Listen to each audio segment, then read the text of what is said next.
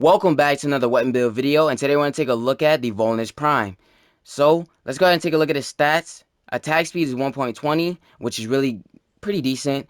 It's got good attack speed, I gotta say. Crit chance is 20%, crit multiplier is 1.8, and the status is 34%. Looking at the base damage, impact is 55, puncture is 80, and the slash is 115. I love the slash, not bad slash damage. I've seen better. But on the glass weapon, especially for a glass weapon, I thought it would be a bit increased. But this is a hammer we're talking about, so I didn't think it would have any slash on here. But like I said, still good overall. And that's really just it about this weapon. So let's go ahead and compare it to the original Astilla. Sorry, why did I say Astilla? Volnus. So here's the original Volnus. Comparing to the Prime version, Prime is obviously better with a bit of increase on some stats like the crit chance, the status, the base damage, everything. Heavy attack, everything is a bit increased. Step for stuff at the top like this. So, one thing I have to point out is that why again? Why did they increase a bit of the crit chance and then just increase in status? I just don't understand. Why can't we get more increase on crit chance than status? I mean, 30 is 30 at 30%. Like people say, when it comes to melee weapons, people would say that when it's at 20%, it's already good status. I mean, cool. It was at 30% for the Volnus original. So I feel like it should not have to be increased, honestly. I would prefer more increase on crit chance than status. Why did they keep increasing status over than crit chance and more, you know? But anyways, look at this amazing melee weapon. I gotta say, I think this is the best design melee weapon, especially for a glass weapon in the game right now. So, just, oh man, it just looks amazing. I love how they designed it, as well as it's still a Prime. I think there's some better design rifle weapons than, or this is a shotgun based weapon, so still a Prime is a better shotgun based looking weapon than any other Prime shotgun weapon. Anyways, back to this. Let's go ahead and jump right into the builds. So here we have my 3 builds, alright?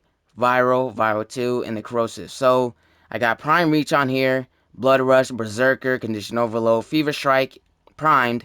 If you don't have the Prime Fever Strike, you always can switch to the Fever Strike, alright? Works as well. Vicious Frost, Weeping Wounds, and the Organ Shatter. So, yeah, Crushing Ruin, obviously one of the best hammers stance for hammers, obviously. So yeah, honestly, I always switch to that. I will never use the other one. I don't like the other one, but you guys can always use it.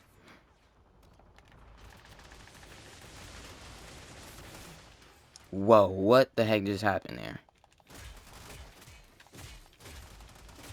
So really good, honestly. I was testing this out earlier, and I was just, it's really just all the same. But the hammer is actually pretty freaking dope. I like it. It does great damage, especially with the slash. That's the only difference. There's no other hammer that really has slash, except for the Kuva Shield Dig. Alright, this Kuva Shield Dig has some slash in it, but it doesn't do good as the Volnus can. Alright, it does not do as good as the Volnus can. So, yeah, that was the first build for my Volnus Prime. And switching to the second build, obviously we have Blood Rush. I just took out Prime Reach because people don't like it, even though you should really use it. And there's no, what's it called, Sacrifice still in here no more, because this doesn't do red crits. Now, if you haven't noticed, I'm only using Helios Prime and the Deconstructor Prime, and also a hidden thing with the what's it called, Arcane, is the Arcane Avenger, which I was trying to say. So yeah, everything remains the same, just that I have, the Prime Reach switched out. But I gotta say, if this thing was doing red crits, it would do so much better. So much better. But I do have to say, it does do a lot of damage. Don't get it twisted. But the Fragor Prime always gonna... I feel like the Fragor Prime is gonna come out on top. Besides it not doing good with viral damage, it's always has really good... It does really good damage towards the corrosive. Alright, which I really do love. The Fragor Prime is amazing. But honestly, I would say, yeah, the Volnus Prime is up there too. But I don't think it can ever beat the Fragor. So corrosive is the same thing, just have Voltaic Strike on there. The 60/60 mod, just like the rest of the builds have. And like I always say, I've said this before. I never actually always said this, but I've said this before. When it comes down to the crit chance, status coming having, you know, go over 50, I feel like that's where it does the max damage for that. And I think it's really good to have that on there. So, you know, that's why I always switch out just not having two 90 mods instead of, or yeah, best you just instead of that, having those on. I always put the 60/60 mods on there because the status just works perfectly with it. So that's where I think the max status is for that, and it does really amazing damage. So the corrosive, like I said, did really good, and that's where I would love for you guys to use that, because when it comes down to corrosive just murders pretty much everything. Alright, especially for a hammer.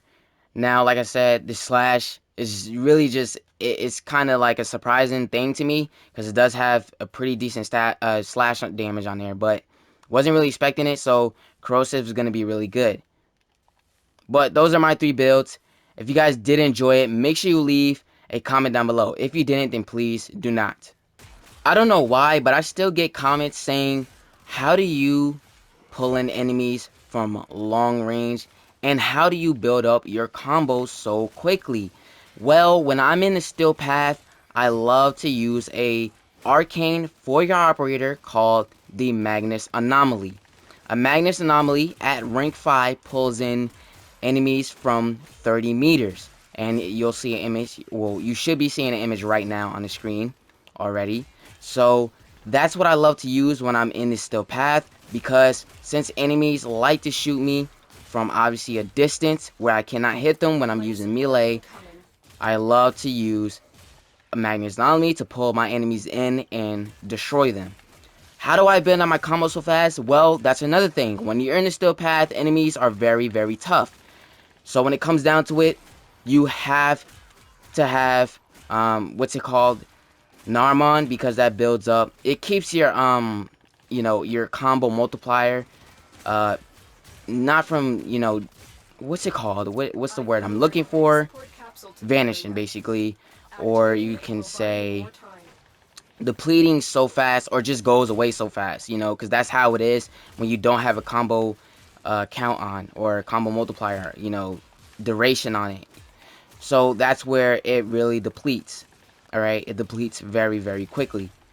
So, and like I said, in Still Path, you have a lot of hard enemies, so that's where it builds up more of your combo multiplier and gets it to 12 really, really fast, because the enemies are hard.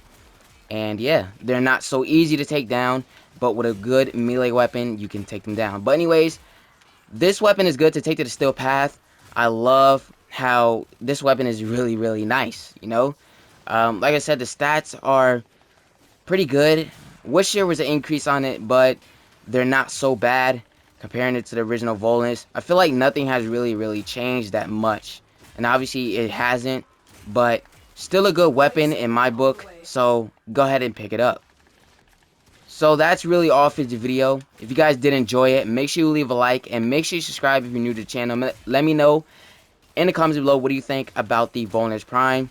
Should it be an increase on the stats as well? Or is it good for it to remain the same? I think it still is, but, you know, I feel like they should have done more with this weapon and increase more stats. But that's up to you guys. You have your own opinions. I have mine. That is all for the video. Love you guys so much. Thank you for watching. Make sure you follow me on Instagram, Twitter, TikTok.